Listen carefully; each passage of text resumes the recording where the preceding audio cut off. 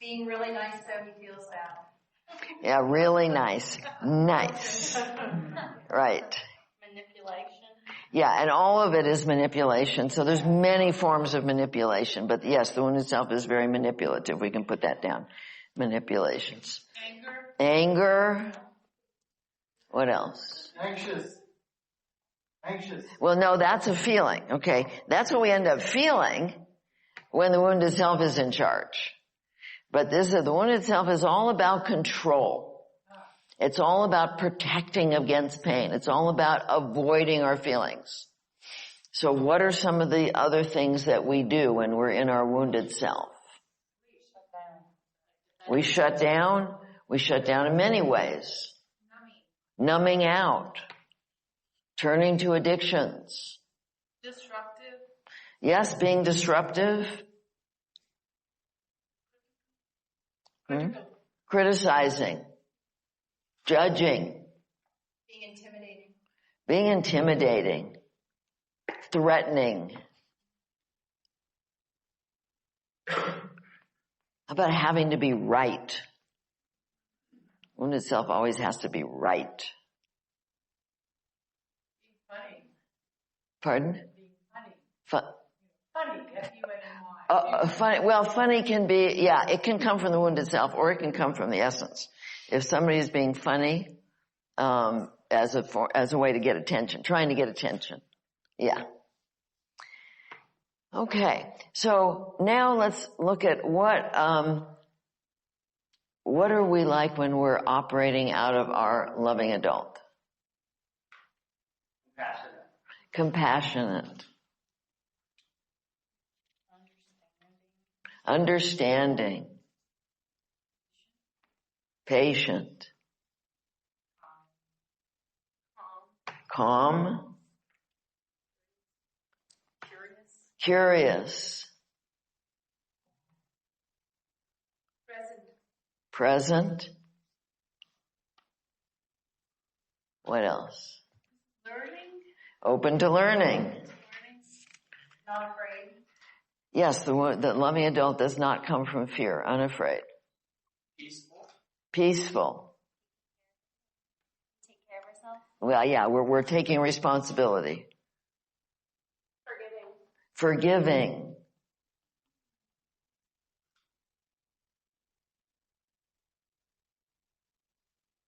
So as you start to look at these two lists, and these are good lists for you to have, look at the two lists and you want to start to be tuning in because you want to be aware of what state you're in. And remember that we move into that wounded self state when our intention is to control and avoid our feelings and protect against pain. That's what triggers us into all of this. That's the path of fear. And when our intention is to be loving to ourselves and others, you want to start making this connection, then we move into that state. And that's the state we need to be in order to take loving care of ourselves. So you want to start to feel the difference in your body because it feels completely different. When we're in a loving adult state, we're also expansive. You want to put down, it's a feeling of expansiveness. How many of you have ever had that experience when you really are in a connected state? You feel very connected and then everything looks brighter, and you feel love for everybody and everything. It's the most wonderful feeling. And that's what happens when we're really, truly in a loving adult state. Okay. Now, let's take that off. Does it have a sticky on top? If it does, we can put it on the wall.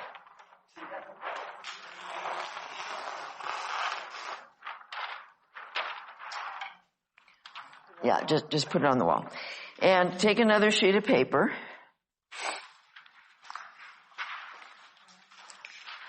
And we're going to talk about what do you want from other people? On one side, what do you want from others? And then on the other side, how do you try and get it?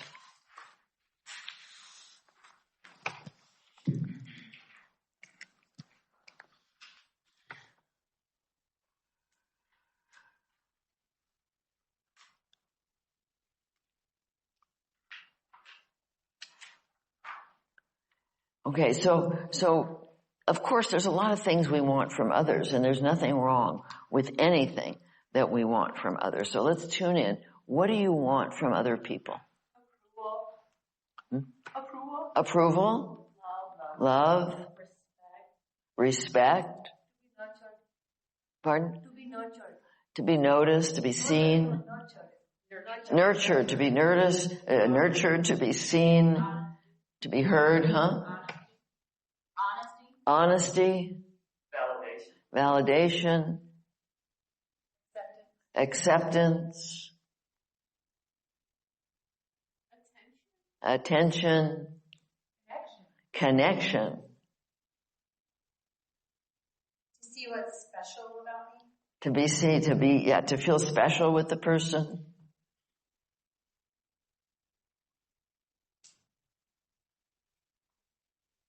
Okay. And of course we want these. And there's nothing wrong with wanting any of these. The problem comes in with when we try and have control over getting it. So how do you try and get these things from other people? What do you do to try and get love and approval and respect and attention and all that? What do you do? Listen to others. Take care of others. Yeah, caretake. Be easygoing. I mean, against what you're really feeling. Right. Yeah. Going along. Yeah. Entertaining. What's that? Entertaining. Distort the truth. Don't tell the truth. Submissive. I said submissive. Submissive. Appearance. Have to look great. Appearance. And how? How are you manipulating? Because all of this is manipulative. What's the particular way of manipulating? To be a victim. To be victim-like. Be a victim? Be a victim. Cry. Poor me. Mm-hmm. Be sexy. Interest. Yeah. Acting interesting. Yeah. Well, I'm saying acting interested in the other. Yeah. Acting like you're interested in the other. Yeah. Acting interested. Yeah. Be sexy. Be sexy. Oh, not just sexy. I love sex. Be sexy. Be sexy. Be sexting? Be sexy. Okay, I'm not hearing the word. Be sexy. Did you hear it? Be sexy. Be sexting? Sexy. I mean, she said be sexy. Oh, be sexy.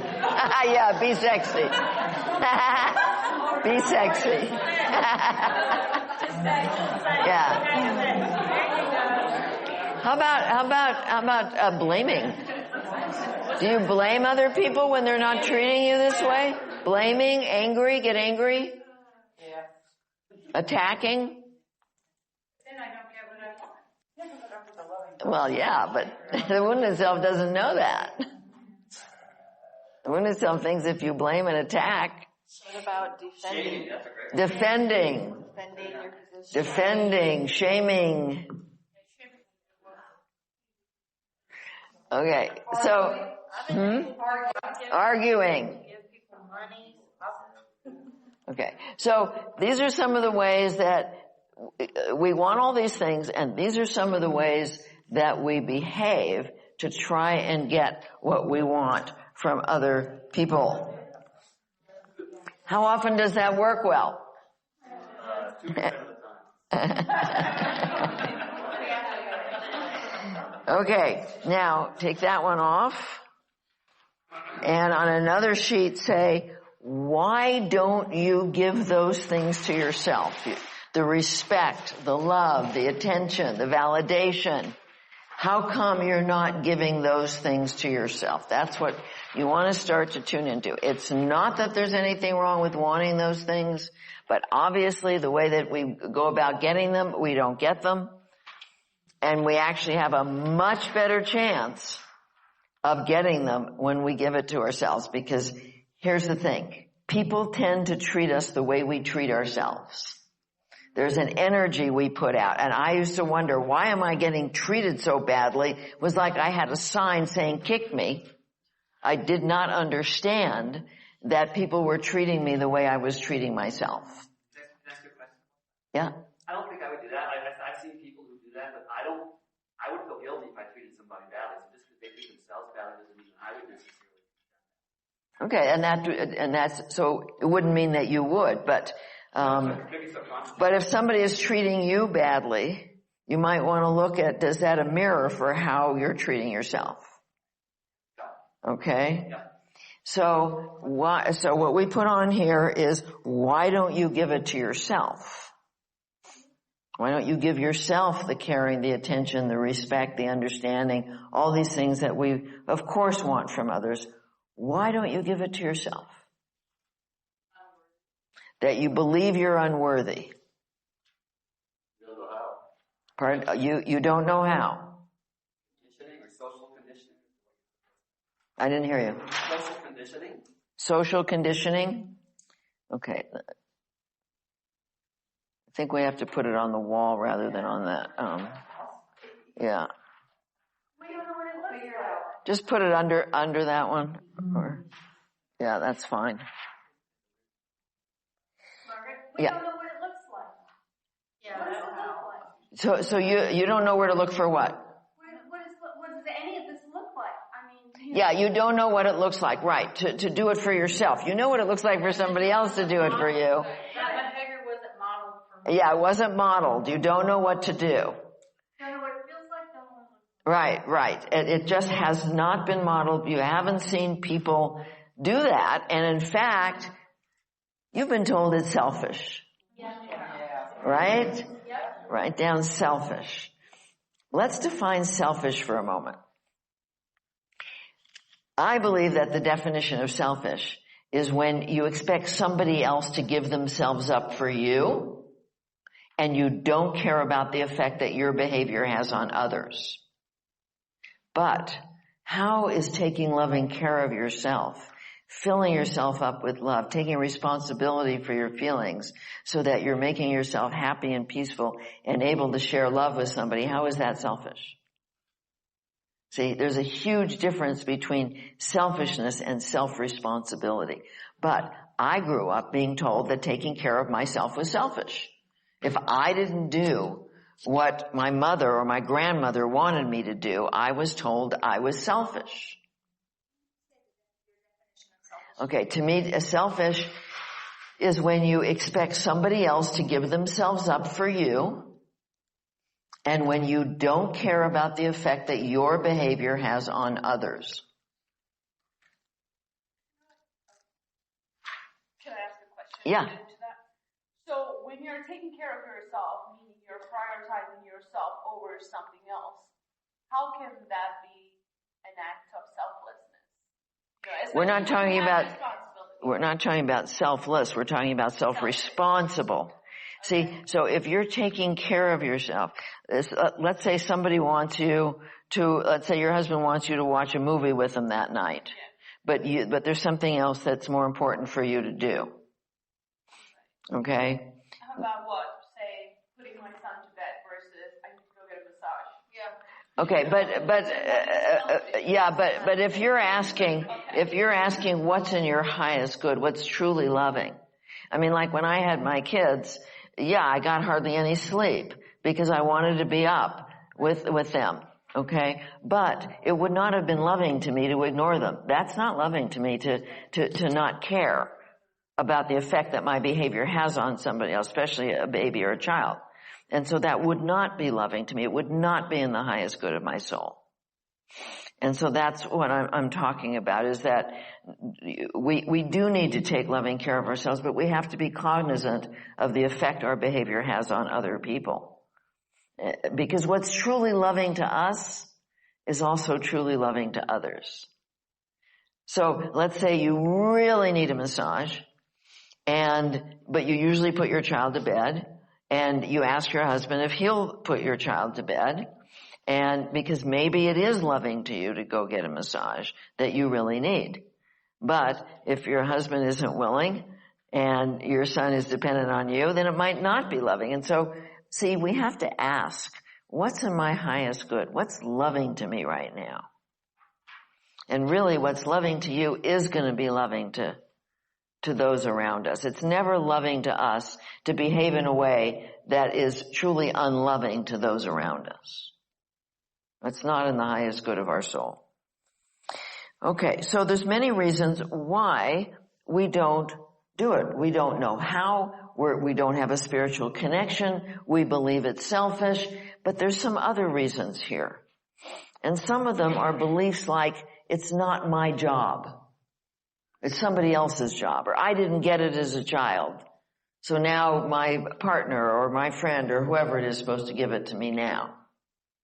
And a lot of people believe it's not my job to take responsibility for my feelings. And so they don't. They don't learn how to do it. Any other reasons? I think some of it comes from when you're growing up, and religion, you're taught to turn the other cheek. Right. Or get the shirt off your back. So it starts when we're very young, going to Catholic school in my family. That's right. And that becomes my foundation until I learn something totally different. Yeah, I don't know if you've ever read the story of Mother Teresa, but obviously she was very giving, very, very, very, very giving. But she was also extremely depressed. Did you know that? And she went from therapist to therapist trying to understand.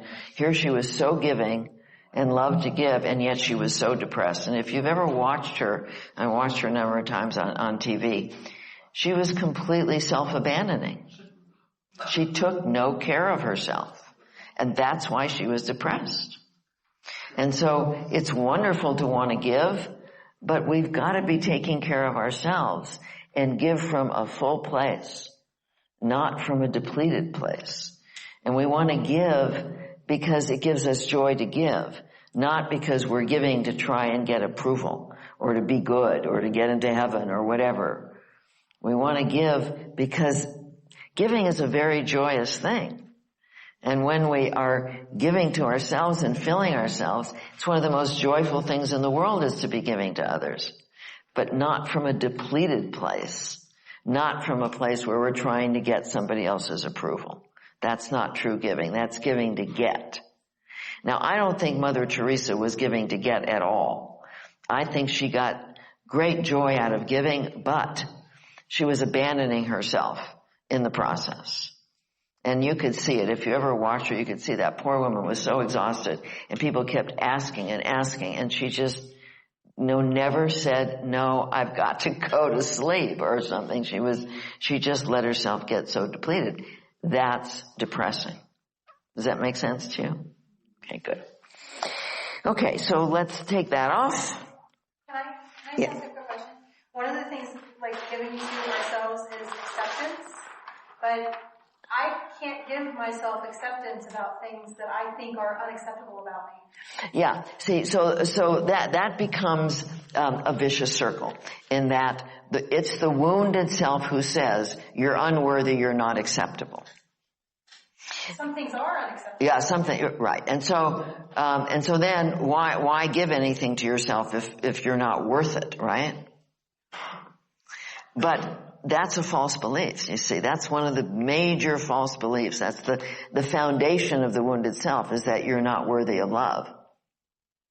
And that the only way you're going to be worthy of love is if somebody else loves you and proves to you that you're worthy of love. But when you actually open to learning, and we're going to be doing this process of opening and accessing spirit, you start to see, like if you have a baby, if there's a baby born, is that baby unworthy of love? No. And how do you know that? Huh? The baby is worthy of love just because it is, right? And even if it's got problems, it's still worthy of love, right? Okay. So whatever is happening with the baby is worthy of love. That's us inside. You see, that's our soul. We are inherently worthy of love because we are a spark of God. We are inherently worthy because we are. We exist. We have that soul inside of us. And we have the sacred privilege of being an adult to take care of that soul. But we have a wounded part that has separated out, that has disconnected from who we are. And so says, well, we're not worthy of love. But really what the wounded self is saying is, it's not worthy. Because, you see, we were created by God. We were created by creation. But we made our wounded selves. We created that. That's not God created. We created it. And it's always defective because it's based on false beliefs. And so when the wounded self says, I'm not worthy, it's really talking about itself, not who we really are. And a loving adult would say, well, I know you believe that, but I have a divine spark in me who is deeply worthy of love, and I'm also going to love you, my wounded self, because you're just coming from a whole lot of fear, and I'm not going to jump in and judge you either. And the more you do that, the more worthy you feel. I mean, it's just like if you have a child and you're constantly telling the child that he or she isn't worthy, it's going to feel unworthy, right? But if you're valuing the child, you see the child, you mirror the child, you help the child to see who he or she really is, child feels worthy. So telling yourself you're unworthy is a way that the wounded self tries to get you to not love yourself. Because if you love yourself, the wounded self is kind of out of a job. Yeah.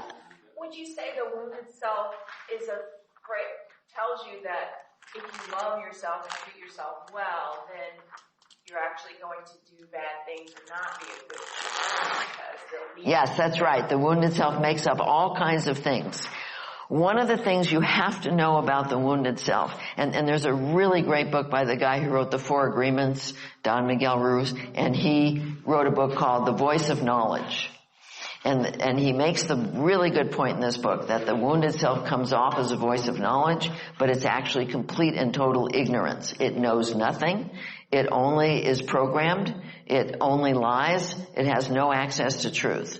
So when you're saying something like, I'm not worthy of love, you have to understand that that's coming from a voice of lies, coming from a dark place within us that has no access to truth, that's coming from fear. Remember I said there's two voices, the voice of fear and lies and the voice of love and truth.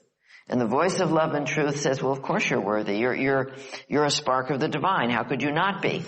And the wounded self voice says, you're not worthy of love. Which voice are you going to listen to?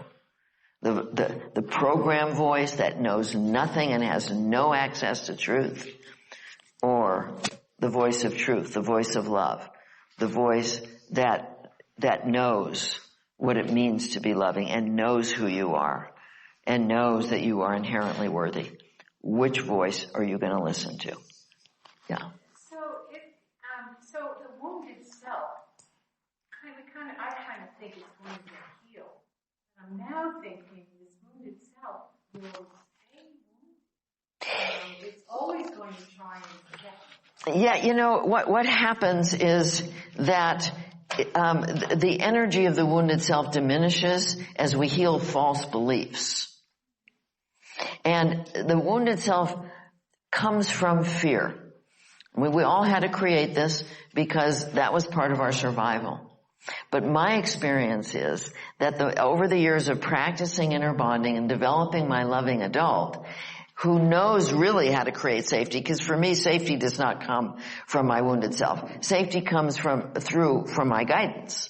Like I said over and over, I mean, I saved my life so many times in ways that my wounded self could never have done. And so true safety comes from being connected to our guidance.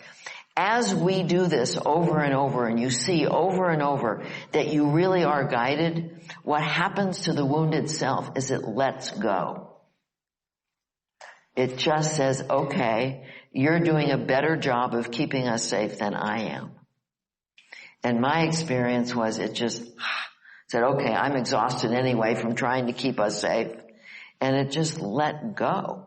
And it's not to say that it's 100% gone. I don't know. But I don't deal with it much. And so the practice, I mean, there are some people who I've never met them personally who say that they had this experience of enlightenment where suddenly their ego wounded self is completely gone. And I think that'd be great to have that experience, but I've never had it. And my experience is that through practicing inner bonding, that part has just gotten very small. Very, very diminished. Okay, so now, on one side put caretakers, and on the other side put takers. And like I said last night, these are two sides of the wounded self. So, what do you do when you're a caretaker? Sacrifice. Say that again. Sacrifice. Sacrifice. What else? Try to fix. Try to fix.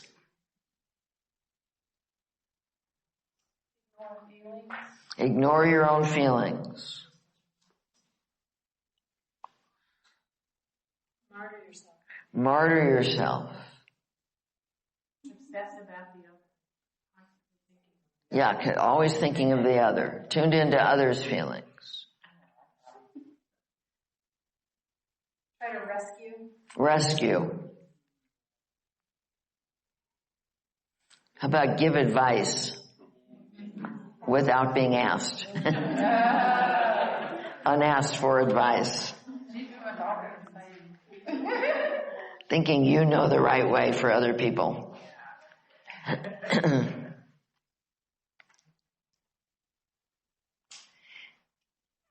And how about doing for others what they actually need to be doing for themselves?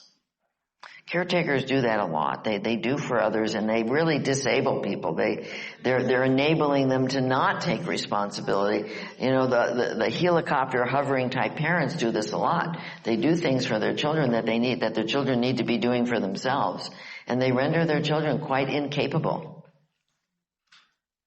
What about like failing, like doing badly so the other person can do better? Well, no, that's the taker. That's on the other side. So we put failing on the other side. Yeah, failing on purpose so the other person will take over. Well, or look better. Yeah. Is it always wrong to give advice? I mean, if you do it gently and you're trying to... I can't hear you. Is it always wrong to give advice? It's wrong to give unasked for advice. But what if someone's doing something that you think is dangerous and you really don't want them to do that? And what happens when you give the unasked for advice? They ignore it. That's right. Or they go into resistance and do the exact opposite. I'm just so used to doing that. Yeah. So what do takers do? Yeah, when you're on the taker end of this is a codependent system. This is called the codependent system. What is, when you're on the taker end, what are you doing? Play the victim. Well, you're playing a victim, right? Both do play victims. Using people. Using people. Demanding. Take up all the space, talk excessively. Talking, yeah, excessive talking, over talking.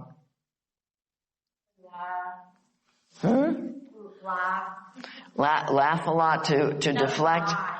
Oh, lie. Yeah, laugh too. They laugh to deflect. But lie, yes, lie. Ignoring boundaries. Ignoring boundaries.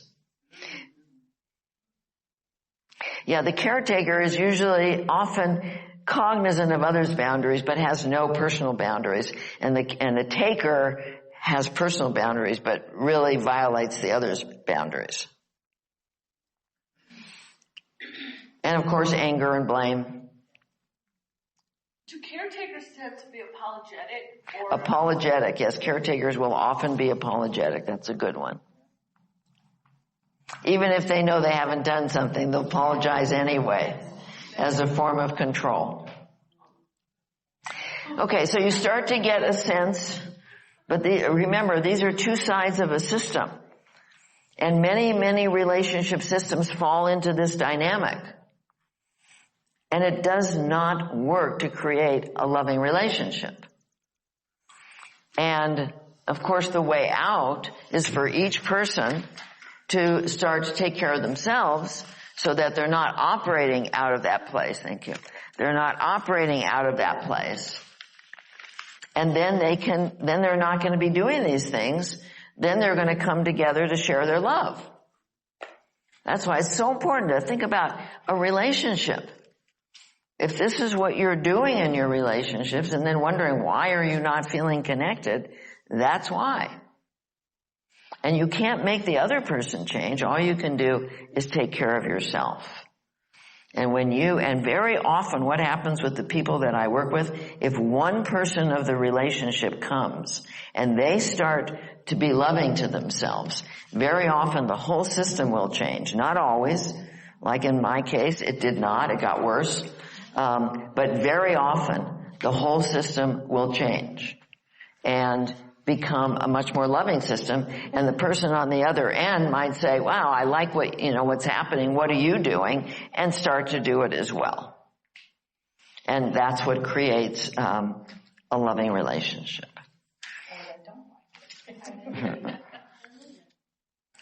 Okay, anybody have any questions about this? We're going to take a break, but anybody have any questions before we take a break? Okay, let's take a 10-minute break, please. Anything on your mind that you would like to ask? Yeah. So thank you for all this. It's very enlightening. It kind of explains my life. Okay, I need the mic here.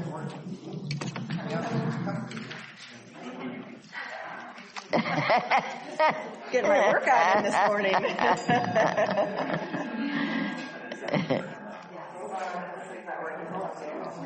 Not working?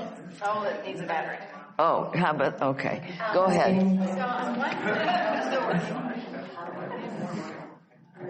So I'm wondering, I guess two-part question. One, when anytime a feeling arises that's on the anxiety or the scaredness is when you are signaled to do your inner child work.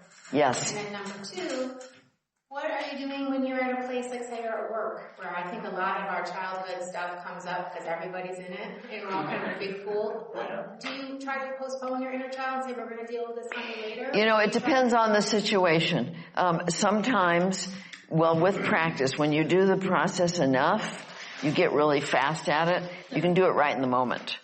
Like I do it. Like if somebody is acting in a way that I can feel is upsetting, I'll go right in, see if there's something I'm telling myself, go to my guidance, what do I need to do, how do I take care of myself? It happens really fast. Sometimes I might excuse myself, go to the restroom, do a process. And sometimes I might need to say, I'm going to write a note and we'll deal with this later. Kind of put it in a box and deal with it later. So it just depends upon the situation.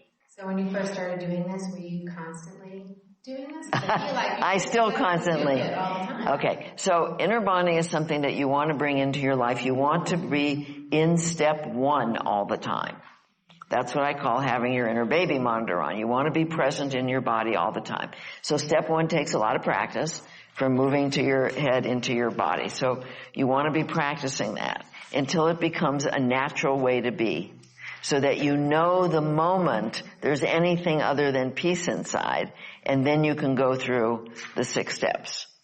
And so, in a sense, I'm doing it all the time. I'm not doing the 6 steps all the time, but I'm doing step 1 all the time. Okay. I just want to mention that I will be doing a book signing at 5 o'clock today at the bookstore, which is down below from the dining area. I think they have a few of my books. I know that they have my 2 recent books, The Diet for a Divine Connection and the Inner Bonding Workbook. And the workbook would really be good to do right after. That's a very in-depth book. And oh, thank you. Thank you. I'm excited about the book because, first of all, it was the first book. They also have, Do I Have to Lose? Do I have to give up me to be loved by God? Yeah. And so this was the first book that a publisher actually asked me to do. Usually you go to the publisher, but they asked me to do it. And they gave me until, I think, of like August or September of last year. And I said, nope, I'm going to have it done by May. And I sat down for 6 weekends and said to my guidance, write this book, because they said to me it has to be all new exercises, because I have 2 other workbooks. And I'm telling you, it was one of the funnest things I ever did.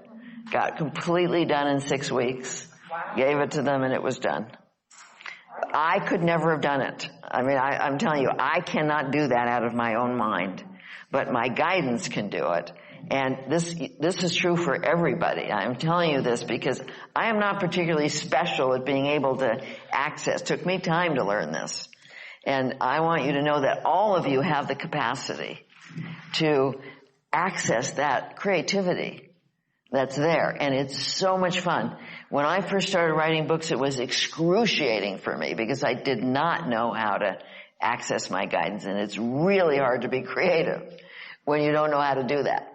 But when you've practiced and you know how to, it's like I take me and go like this. I put me to the side and I just let that come through, and it was like taking dictation. It was so much fun. So I'm telling you this to encourage you to do this practice, because life changes so much when you have that access and you let yourself be guided. I just wanted to say what you were saying, that we needed to be doing step 1 constantly. Yeah. And when I first started working on this process a couple of years ago, someone who had trained with you helped me with it. And an idea that she gave me to help me with that was I have a couple of reminders on my phone that pop Yes, up. right. One in the morning says, "How is little Jill feeling?" And then I have one late in the afternoon that says, "I love you and I'm listening." That's great. That helps me to make sure that I'm checking in with myself twice a day. And That's great. That's great. When I first started doing it, I used a little thing called a motivator that you can buy online, and you can set it to buzz against your body. And I set it to buzz every 5 minutes, and then every 10 minutes, and then half an hour, so I could remember, because it's hard to remember. And somebody in my Love Yourself course that I'm doing right now too online suggested something that I think is a great idea. She found a picture that she loves of her inner child, and she put it on her phone. So every time she turns on her phone, she sees the picture, and it reminds her to check in, because people use their phones all the time. I think that's a great idea. Okay, so again, take out a sheet of paper.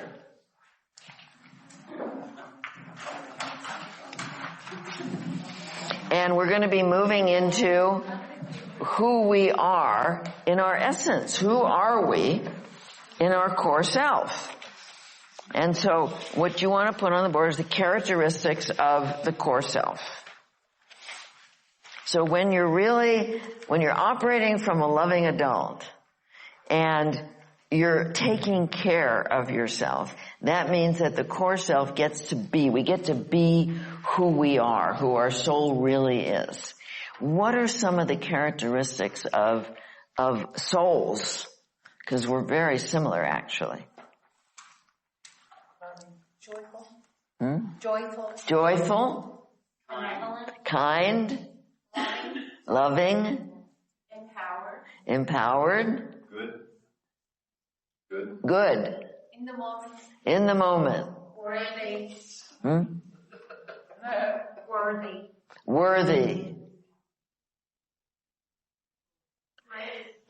Brave. Think about a little child. Think about like a toddler. Curious. Playful. Energetic. You ever had toddlers? Authentic. Enthusiastic. Curious. I think we got that. And, she didn't put that on. Curious. Grateful. Feel this positive energy. Positive, very positive, up energy, right. And empathic, before they learn to shut that down. So is there anything that, you look at this list, is there anything that makes that soul, which is in all of us, unworthy of love? Okay. So you realize that when you're telling yourself you're unworthy of love, you're in your wounded self lying. It's a big lie. Because there is nothing here that is unworthy of love. And this is who we are in our soul. We're also creative. You put down creative. And then we also each have special gifts. And so somebody might be musically gifted or artistically gifted or have particular kind of insight or be particularly empathic or be clairvoyant or things like that. We all have special gifts. And we came here to express those.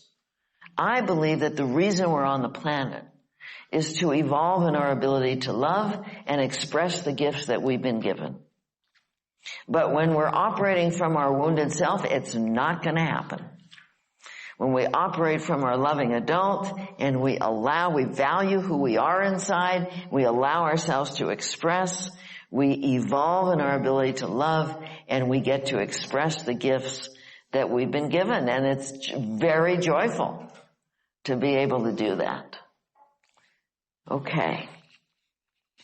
So this is our inner guidance system. We can put that. You can also write down inner guidance. Because our soul, imagine the soul like this. Imagine that our soul is really, really, really, really, really big. If you ever read Dr. Jill Bolt Taylor's book, My Stroke of Insight, any of you read My Stroke of Insight? It's a really good book. I highly recommend it. She is a brain scientist. And when she was 37, she had a huge stroke in the left side of her brain. And being a brain scientist, she knew she was having it. But when your left brain goes offline, you forget, like your name, you forget phone numbers, you forget who people are. That's where all that is. And what happened for her is her left brain went completely offline. Fortunately, she got to the hospital, and her right brain took over. Now, she was a scientist. She was not a spiritual person. She was not a particularly kind, loving person. But when her left brain was offline, her right brain took over, she was able to leave her body at will. And one of the things she says in the book is that she was shocked at how huge the soul is. It's just huge, way too big to fit in the body. And so a part of our soul comes in, and that's what we're calling the inner child. And the rest of our soul is all around. And that's our higher self. That's our connection to spirit. So we have these two sources of guidance. We have our higher self, and we have the soul that's within that often communicates through feelings or through intuition. So we need these feelings. We don't want to be numbing them out or ignoring them. They have important information for us. Let's put that up. That inner guidance system, our feelings, let us know instantly whether we're loving ourselves or abandoning ourselves. Now, don't you think that's important information to know? Because if you're loving yourself, you're going to be feeling peaceful. You're going to be feeling happy. But when you're abandoning yourself, you're going to feel the wounded feelings: anxiety, depression, guilt, shame, anger, aloneness, emptiness, jealousy. That's what lets you know. Those feelings are letting you know that you're abandoning yourself, that you're either staying in your head, ignoring your feelings, you're judging yourself in some way, you're numbing yourself with addictions, you're making somebody else responsible, and you're acting out of all your protections to avoid pain. So we need those feelings. It's so sad in our society that oh my God, you're not supposed to feel anxious. You're not supposed to feel depressed. We better do something to get rid of those feelings rather than look at what are we doing to cause it, both physically and emotionally. Like I said last night, anxiety and depression can be coming from our brain and the foods that we're eating. So we can't really know who we are in our soul, in our inner child, through the eyes of our wounded self, because the wounded self thinks we're not good enough and we're unworthy. And so we have to learn to see our inner child through the eyes of our higher guidance. And so we're going to be doing a visualization to help you begin to connect with your higher guidance. But right now, I'd just like you to think about what would feel safe and comfortable for you. It may be Jesus, it may be God, Buddha, it may be a personal guide, it may be a master teacher, it may be an inner mentor, it may be a guru, an angel, it may be just a light or your own higher self, an older, wiser part of you that you can turn to. It may be something you see or something you feel. It really doesn't matter. It's what works for you, because the information that you need is there. And for some people, visualizing something helps them. For other people, they don't need to do that. But what you do need to know is that that guidance is there. And it'll take practice. For those of you that are not used to accessing, it's going to take some practice. But God, to me, God is love, God is peace, God is joy, God is wisdom. And even the Bible says God is spirit, God is love. I've never conceptualized God as a being, like a person. To me, God is the spirit, the overall spirit of love and creation. And God, that love is a law. It's a law of love. So if you think about gravity, for example, there's a law of gravity. And that law applies to everybody equally. Doesn't matter whether you're acting lovingly or unlovingly, that gravity is going to keep you on the ground. It's not going to say, oh, you've been bad today, I'm going to let you fly off the planet. Right? It's like the air we breathe. The air we breathe is going to come into your lungs no matter who you are if you take a breath. The love that is God is like that. It is here. It is always here. But it can only come in by invitation, like the breath. If you don't take a breath, the air cannot come into your lungs. God comes in by invitation, and the invitation is your intention to learn about loving yourself. That is the invitation. When you say, I want to learn about what's loving to me, you are inviting that presence. And you can call it God or Spirit or Holy Spirit or whatever you want to call it. That presence is going to be there, but only by invitation. It cannot come in on its own because we have free will. And so when we're in our wounded selves, there is no invitation. The wounded self is the part of us that believes in separation, does not believe in oneness, and thinks that it knows better than God, which tells you it doesn't know anything. So it's a lot easier, and I like to do this before lunch because it's a lot easier when you haven't had a big meal and your body is not dealing with that, to have your body in a higher frequency. You've been eating good food here, which means that your body is probably in a pretty good high frequency. And so this is a very good time to do the visualization about. Now, there's a couple things that need to happen, and that is that you need to be willing to use your imagination. Our imagination is a gift.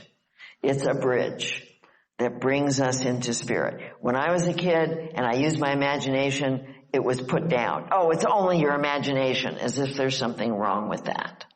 There is not. Your imagination is a true gift.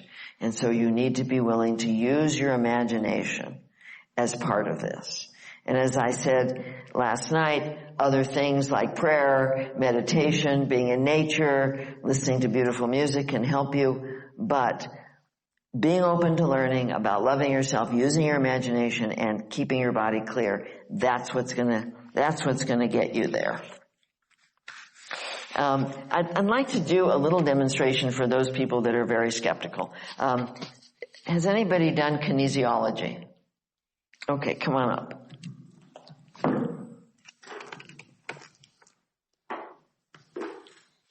Okay, so say, my name is Marianne. My name is Mariana. Okay, so because that's true, let me get the mic. Because that's true, because her name is Marianne, her body is strong. Okay, now say, Mariana. Mariana, okay. Well, you knew what I meant. My name is Marianne. Okay. So say, my name is Sam. My name is Sam. Okay, she can't keep her arm up, right? She knew what I meant by Marianne. Okay. So now I'm going to think about something that is not good for the body, okay? But I'm not going to tell you what it is. Okay? Okay. So I was thinking about sugar. Now I'm going to think of something that is good. Okay. I was thinking about love. So now I'm going to show you something else, and I can't hold the mic. You're pretty strong, and I can push really hard, but I can't put your arm down. Okay. Now. Okay, I didn't touch her, right? Try and keep your arm up. I did not touch her. Do it again. Okay. So I want to show you, we have an aura. Thank you so much, Mariana. I want to show you that we have this energy around us. And what I did with her is I destabilized. When you go up the body, you're destabilizing your energy. So she couldn't keep her arm up.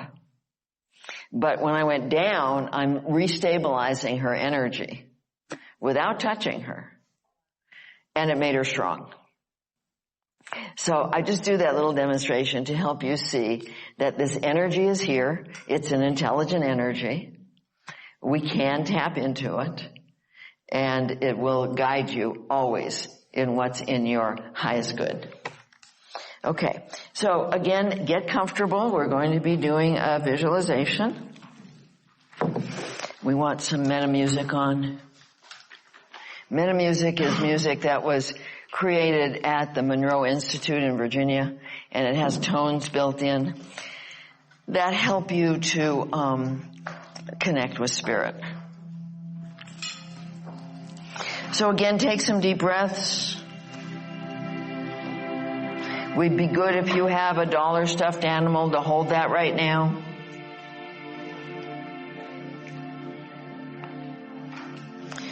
Again, breathing into any places that are tense. Breathing out the tension, breathing in the relaxation, and breathing out the tension.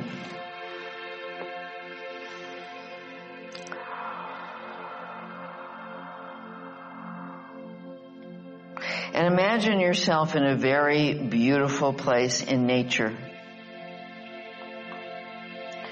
Could be here, which is beautiful, or the ocean, forest, or desert. Maybe a meadow.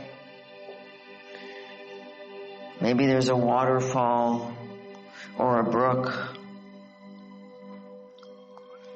Imagine that you can feel the temperature of the air on your skin and hear the sounds of the birds or the water or the wind and smell the flowers or the trees or the salt or the purity of the air and even taste the air. Use all your senses as you imagine your beautiful place in nature.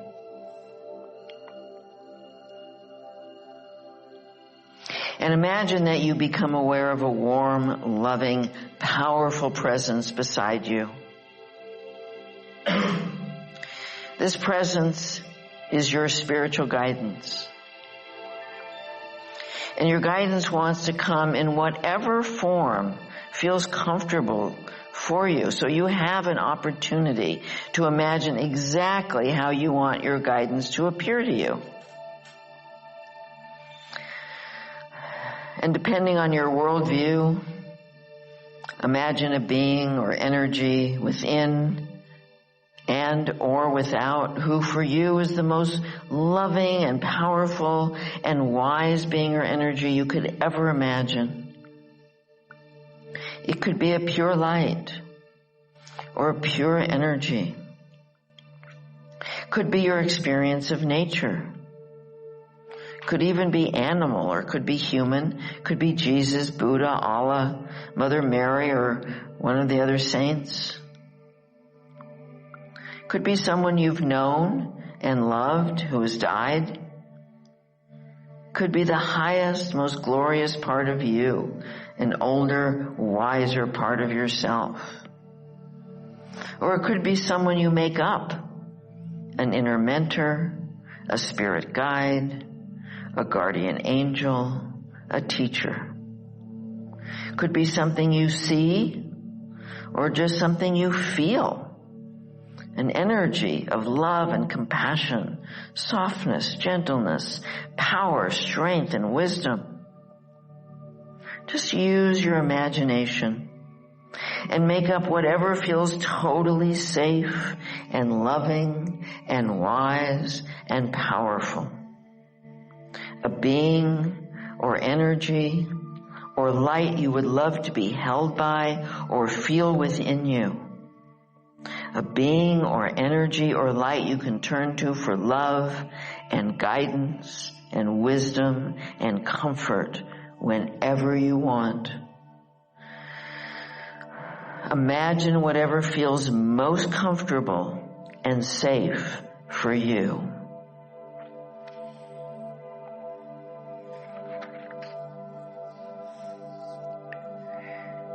And imagine that this guidance is here now.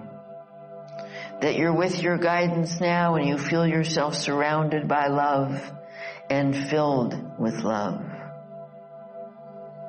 Imagine that you can relax and rest in the love of your guidance, just letting go.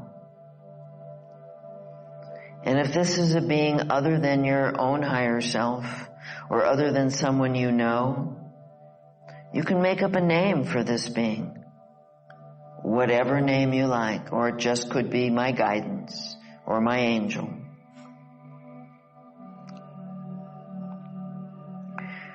And imagine the peace that surrounds you and is within you as you are with this energy of love.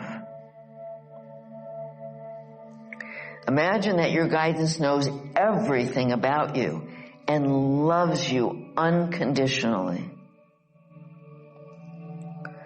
Imagine that your guidance never leaves you, is always with you and within you.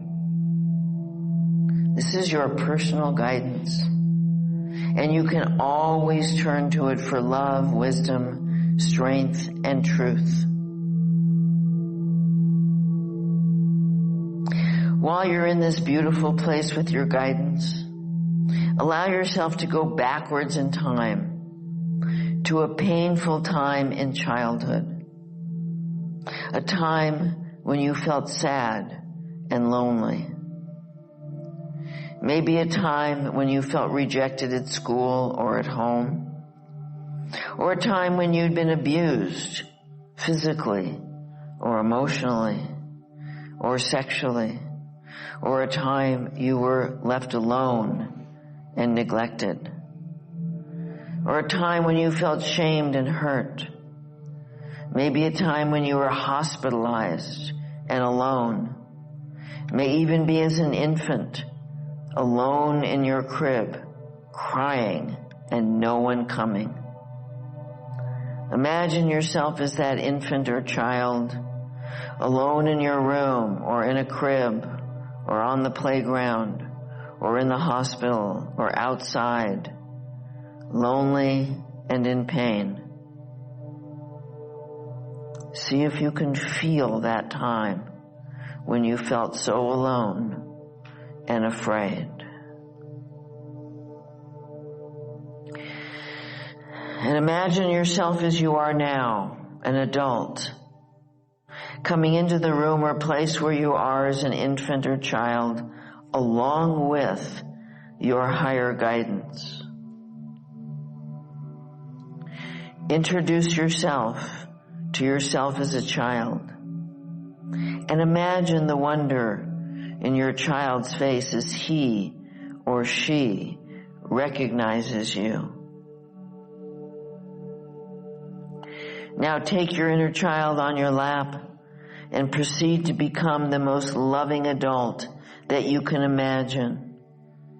Holding and stroking, talking, reassuring, compassionately hearing the pain. Or if it's a memory of you as a baby, pick yourself up and rock yourself in a rocking chair, bringing divine love into yourself as a baby.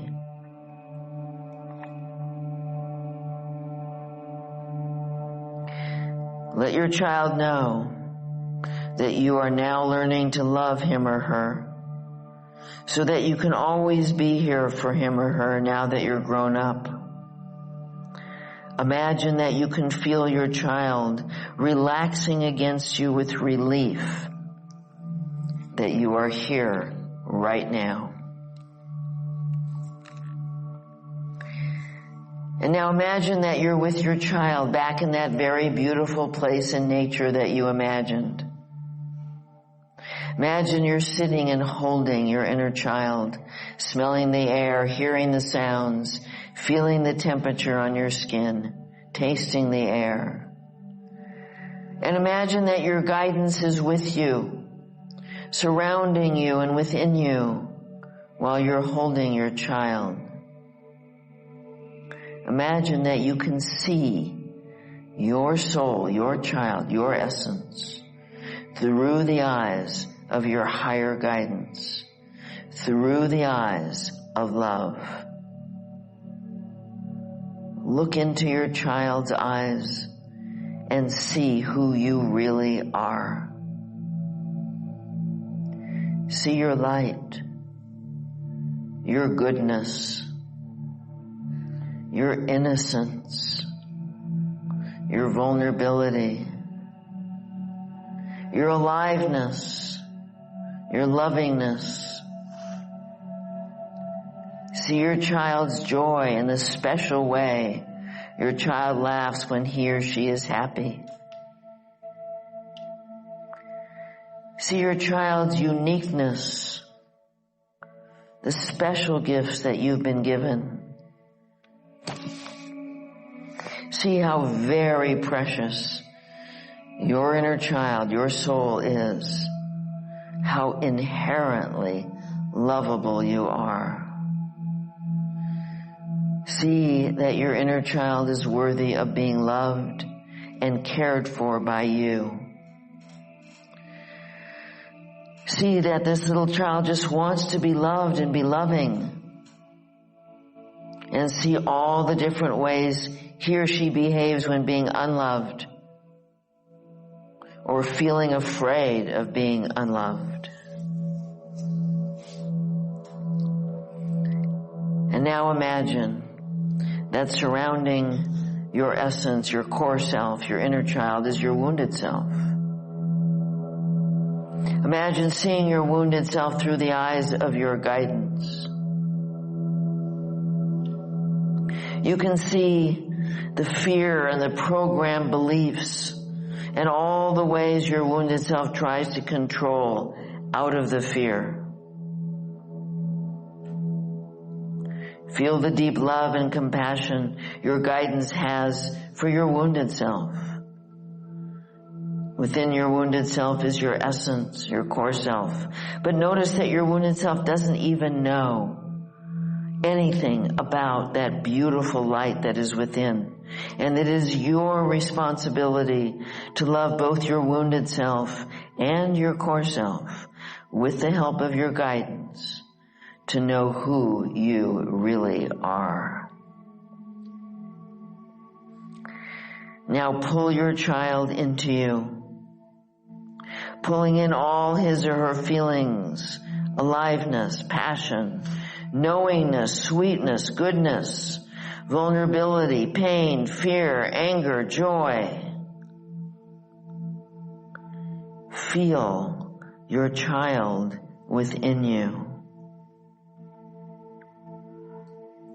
You might want to imagine adopting your inner child, agreeing to take responsibility for defining your own worth and taking loving care of your own feelings.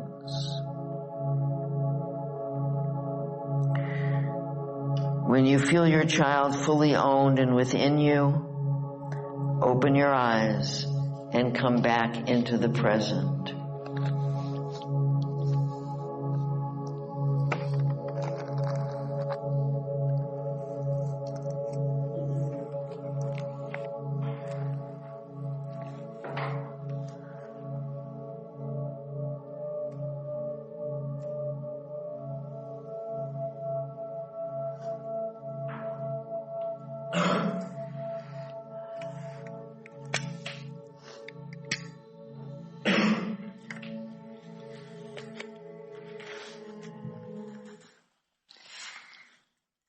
So, any questions about this or anything you'd like to share about this?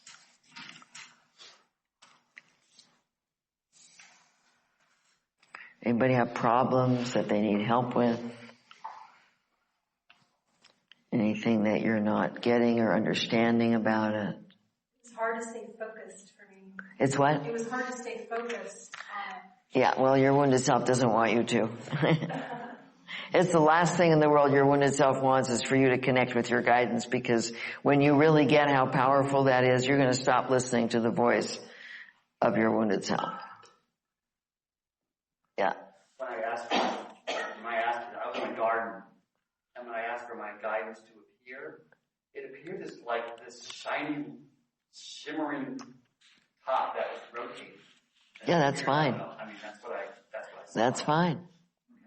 That's fine. It doesn't matter what form your guidance shows up. It's just, you start to interact, you start to ask for truth, you start to ask for love, for loving action, and you're going to get, over time, that you really, really are being guided, that we were not dropped on this planet alone, that this guidance is always here for us, and always loves us, and always has our highest good at heart. But if that's the case, why is it that bad things happen to people? Why is it what? Why do we have all this guidance? Remember all the shootings that happened recently in the country? Yeah, but that's the wounded self. That's what the wounded self does. The wounded self is, acts out in. I mean the people who were shot. Oh, were shot. Where was their guidance? Well, they might not have been open to it. I mean, there are people like, for example, with the World Trade Center who just said, you know what, it's not a good day to go to work, or things like that. But most people are not taught to listen. I once had an experience where, when my kids were in high school, in Los Angeles, there was a plane crash that went from Los Angeles to San Diego. And unfortunately, some of the parents, from my kids' school were on it. But there was one experience where one of the people went to get on the plane. And at that time, you could go, somebody who was taking you could go to the gate with you. And this man had a friend taking him who was at the gate, and the man could see people's auras. And he said to the man, don't get on this plane. Everybody's aura is black. And the man did not get on the plane. Now, he didn't know how to see it, but his friend did. When I heard that, I decided I got to learn how to see auras. So I do. And everybody can learn to see it. It's those pictures where when you look at it, you don't see anything, but then you learn to look past it, and suddenly you see the image in it. It's that kind of vision, where you learn to look at a person, but you don't look at them, you sort of look past them. And I can't see the colors like Erica could, but I can see whether they're light or dark. And I learned to do that after that incident. Like, okay, this is a good skill to know. And so I can look and I can see the light there. I can see the light around people right now. And so I do that before I get on a plane. But I also tune into my guidance. Anybody dark in this room? Pardon? No, you're not. No, I can see your aura. Your aura's light. Is everybody light in this room? Well, I haven't looked at everybody. You've got to shift your vision. It's a particular kind of vision. But I can see, like sometimes when I'm at a plane and I'm looking, I can see that there's a person whose aura is darker, and then I know they're probably ill, because that's another sign. But if everybody's were dark, I wouldn't get on the plane. So, unfortunately, many people are told not to trust their inner knowing, not to trust their intuition. And so they're not tuning in to where they should be or where they shouldn't be, but if you read, there's some of the books like Larry Dossey's One Mind. It's a really good book, and where there's many people who did listen, and they saved their own life, they saved other people's lives, they knew when something was happening to, a grown child. Happens all the time. So it's really a matter of developing the awareness of that, and that's part of what happens when you practice inner bonding. Okay, back to the board, Tracy.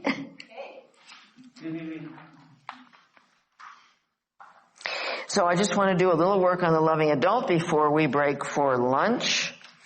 And what I want you to put on the board is, what does the loving adult do for the child? You can take out a piece of paper. What does the loving adult do for the inner child? Nurture.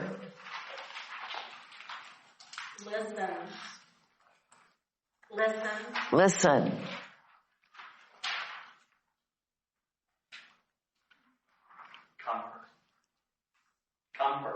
Comfort.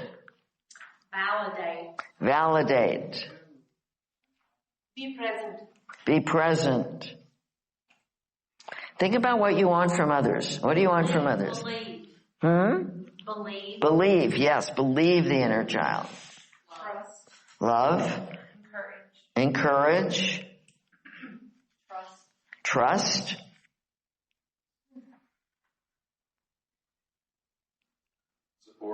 Support.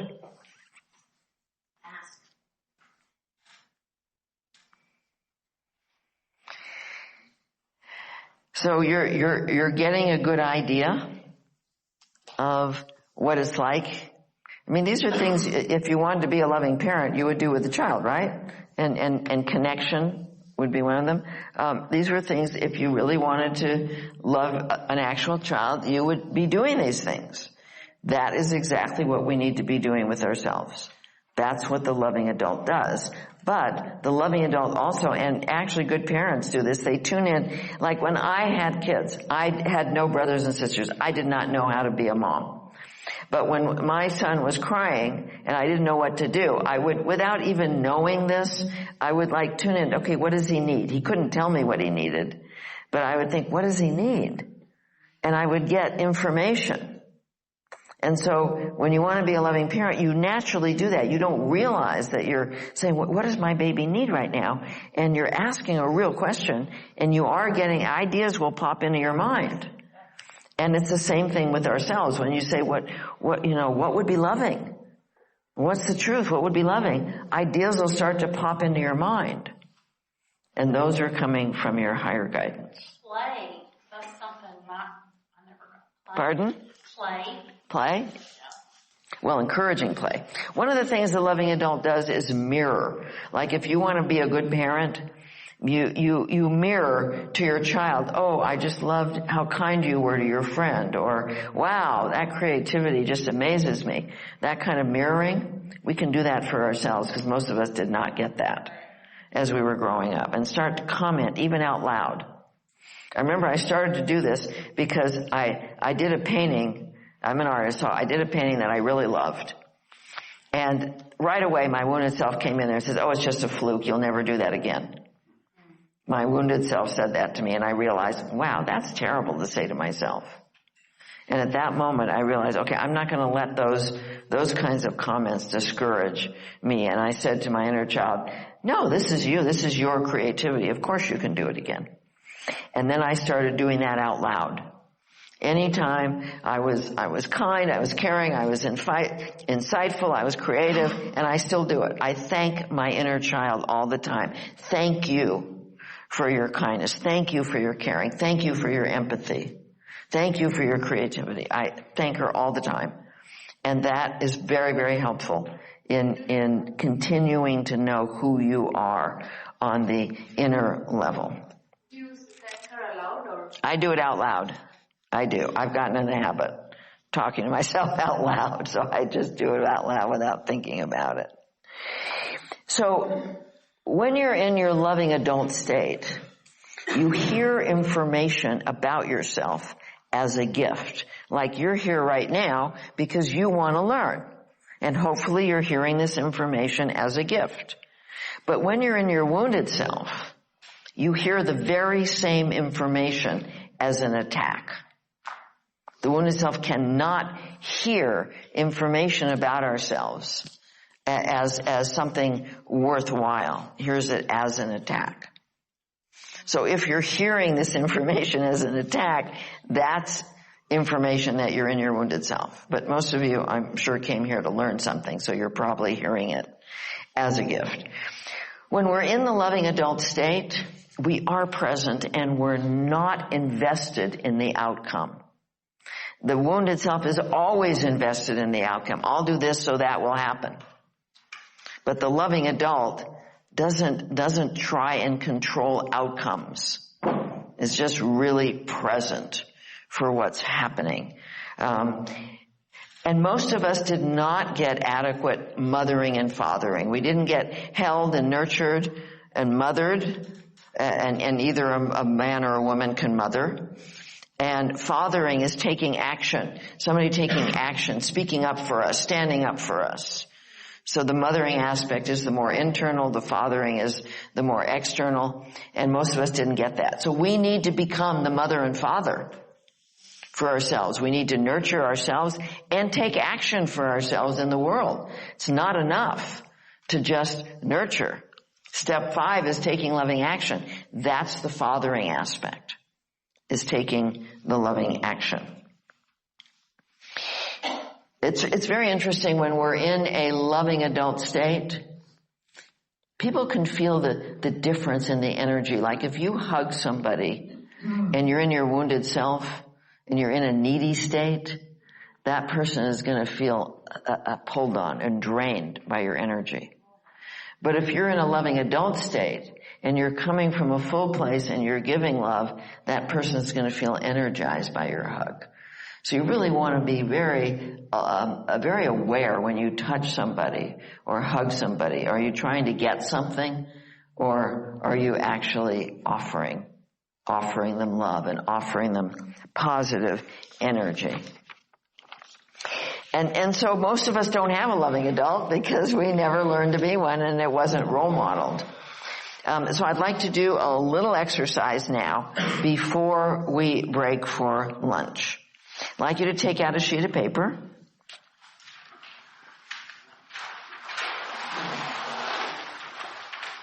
And write on a sentence asking your inner child what your child wants from you as a loving adult. What do you want from me as a loving adult?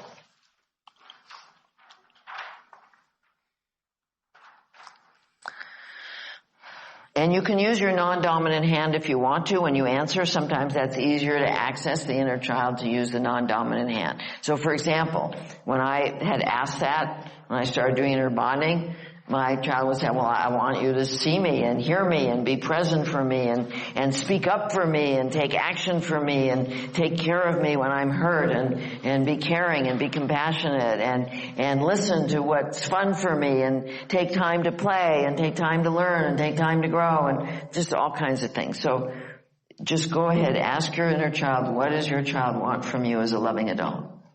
And then imagine your higher guidance and ask your guidance, what do you want to tell me about being a loving adult? And when you're done, I'd like you to get into your groups for a very brief little process before lunch. Just get back into your groups. Discuss, not with what you've written, but just have a discussion about what does it mean to be a loving adult. And you can discuss this for as long as you want.